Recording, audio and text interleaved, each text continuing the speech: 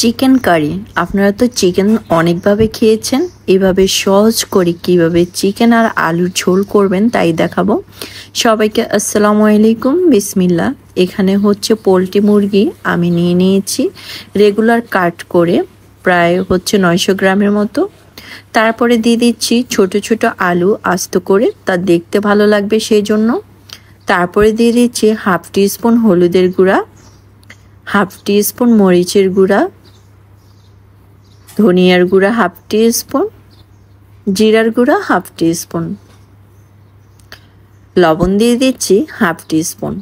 এখন খুব ভালো করে মিক্স করে নিতে হবে যেন আলু আর চিকেনের সাথে স্পাইসিগুলো খুব ভালোভাবে মিক্সড হয়ে যায়। এক পাশে রেস্টে দিয়ে দিয়েছি 10 মিনিট। তারপর একটা পাইপ্যানে সরিষার তেল দিয়ে একটুখানি লবণ দিয়ে দিয়েছি। যখন তেলটা ভালো করে গরম হয়ে আসবে তখন চিকেন আর আলু দিয়ে দিচ্ছি। তাহলে চিকেন আর কড়াইতে লেগে যাবে না, একদম পারফেক্টভাবে ভাজা হবে। আজকের রেসিপিটি কে কোথায় থেকে দেখছেন অবশ্যই কমেন্টে জানিয়ে দিবেন। এইভাবে যদি চিকেন রান্না করেন একটু ডিফারেন্ট করে, আপনার চিকেন খেতে কিন্তু ভীষণ মজার লাগবে। এর স্বাদ একদমই আলাদা হবে, অবশ্যই ট্রাই করবেন। এপাশ ওপাশ একটু ভালো করে ভেজে নেওয়ার পর যখন লাল লাল ভাজা হয়ে যাবে তখন চিকেনগুলো তুলে নিচ্ছি। যারা পোলট্রি মুরগি একদমই খেতে চান না, আপনারা যদি এভাবে রান্না করে দেন অবশ্যই তারা খাবে।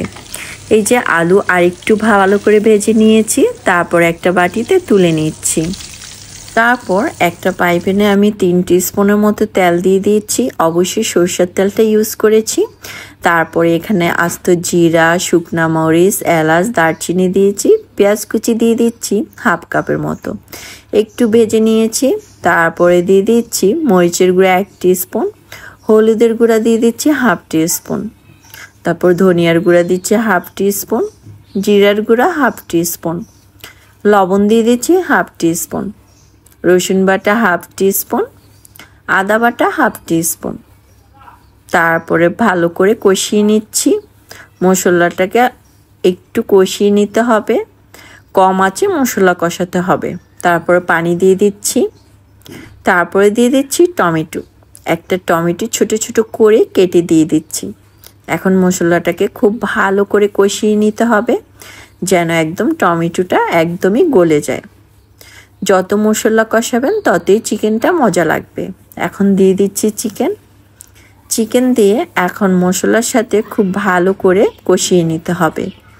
এইভাবে মুরগি রান্না করলে, এই যে পোলট্রি মুরগি রান্না করছেন, কেউই বুঝতে পারবে না, খেতে ভীষণ মজার হয়। 3 থেকে 4 মিনিট কষানোর পর মাংসের সাথে ঝোলটা যখন মাখো মাখো হবে তখন দিয়ে দিতে হবে 2টা রসুন, আস্ত 2টা রসুন ধুয়ে দিয়ে তারপরে কিছুক্ষণ নেড়ে চেড়ে নিতে হবে মাংস আর হচ্ছে চিকেনের মধ্যে যেন মশলাটা খুব ভালোভাবে যায়। কিছুক্ষণ কষানোর পর তারপরে অ্যাড করে দিচ্ছি গরম পানি। অবশ্যই আপনারা ট্রাই করবেন গরম পানি দেওয়ার জন্য।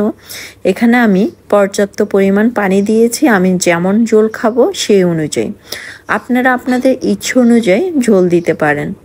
আমি যে এরকম ঝোল দিয়েছি, তারপরে একটু ঢাকনা দিয়ে ঢেকে আমি 5 থেকে 6 মিনিট কুক করে নিচ্ছি। চলে আসলাম 5 থেকে 6 মিনিট। এই যে আমার রান্না রেডি। রসুন, আলু, মাংস একদমই ভালোভাবে কুকড হয়ে গিয়েছে। কালারটা দেখুন কত সুন্দর এসেছে আর খেতে মাশাআল্লাহ অনেক ইয়াম্মি।